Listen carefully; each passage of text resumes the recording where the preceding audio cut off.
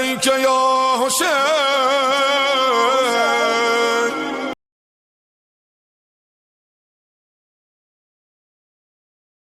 चेहरा ऐसे लग रहा है जैसे बीमार हो। इमाम ने फरमाया कि मेरे चाहने वालों के गुनाहों ने मुझे बीमार कर दिया है, मेरी कमर को तोड़ दिया है।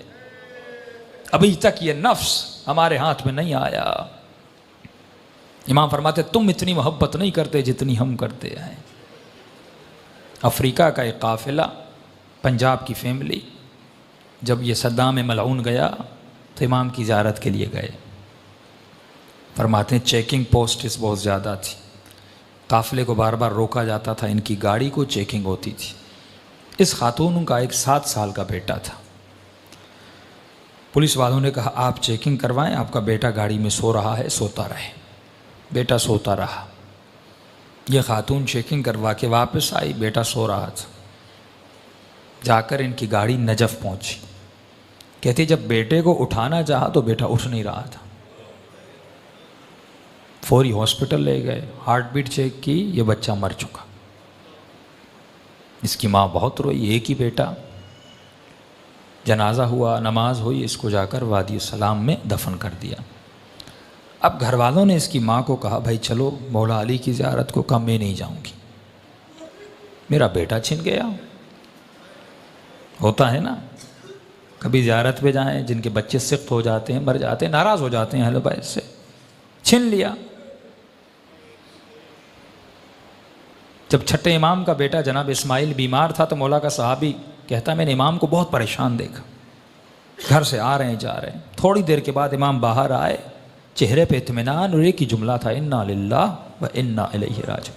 मैंने कहा मौला जब जिंदा था परेशान, अब चला गया इतना इत्मीनान। इमाम ने कहा जब हमारे बच्चे बीमार होते हैं, जब जिंदा हैं, हम पूरी कोशिश करते हैं कि उनकी सेहत व सलामती आ जाए, दवाई डॉक्टर, लेकिन जब खुदा ले लेता है, उसकी अमानत थी, जिस पे वो राजी उस पे हम राजी हो जाते हैं। फिर हम परेशानी जबजबा उसका शिकार नहीं होते। ये खातून मौला अली की ज़ियारत पे नहीं गई, कहा मेरा बेटा इमाम ने छीन लिया, मैं नहीं जाऊंगी। काफिला चला करबला, सारा काफिला इमाम हुसैन की ज़ियारत को गया। इस खातून ने कहा मैं नहीं जाऊंगी, मेरा बेटा हुसैन ने छीन लिया, मैं क्यों जाऊं, एक ही तो बेटा था, मैं ज़ियारत करने के लिए आई थी, मौला ने कुछ दिया नहीं, ऊपर से मेरी औलाद मुझसे छीन ली, नहीं गई। फरमाया आखिरी 2 दिन बचे। लोगों ने कहा भाई अब्बास की कब्र पे चलो, जाकर दुआ मांगो, क्यों यहाँ पे रो रही हो। रो रो के कहती है नहीं ये बाबुल हवाइज है, अगर मेरे आका है तो मेरा बेटा मुझे पलटा दें। एक ही बेटा था अब्बास ने, वो मेरा बेटा छिन गया, अगर हैं बाबुल हवाइज मुझे मेरा बेटा वापस करे। नहीं गई। का आखिरी दिन कुछ ही घंटे बचे। माँ ने कहा बेटी थोड़ी देर के लिए चलो, बेअदबी है, बेएहतरामी है, करबला आई हो ज़ियारत के लिए, एक बेटा छीना दूसरा दे देंगे, उन्हीं की अमानत थी, उन्होंने ले लिया वापस। बेटी को ज़बरदस्ती ले गए। ये कहती है जैसे मैं अब्बास की कब्र के किनारे पे गई, रो रही थी, मौला की कब्र को देख रही थी और दिल ही दिल में या बाबुल हवाइज या बाबुल हवाइज।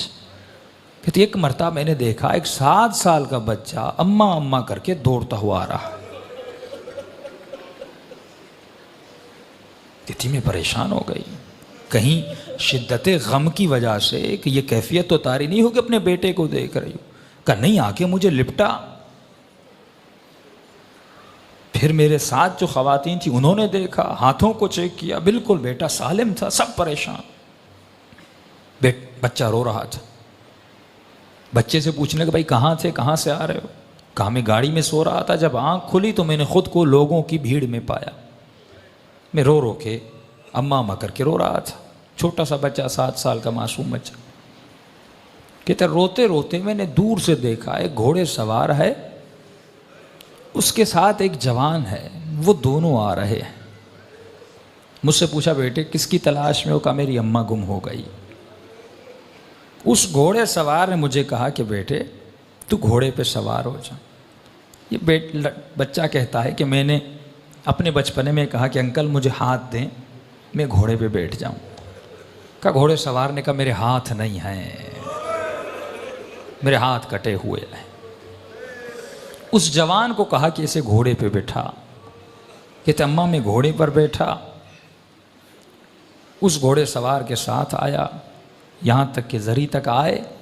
उसने मुझे कहा बेटे यहीं पे खड़े हो जाओ, तुम्हारी अम्मा तुझे मिल जाएगी। जब अम्मा तुम्हारी तुम्हें मिले तो मेरा एक पैगाम दे देना। का कौन सा पैगाम? का अपनी अम्मा को कहना कि हमसे नाराज मत हुआ करें।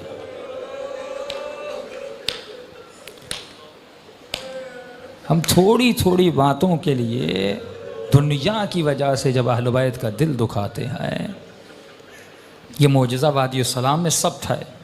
फरमाते फिर वादी सलाम गए, कब्र को खोदा, कफन था, सब कुछ था, लेकिन लड़का वहाँ पे मौजूद नहीं था। वो देने पे आए, देते भी हैं, मौजज़े कर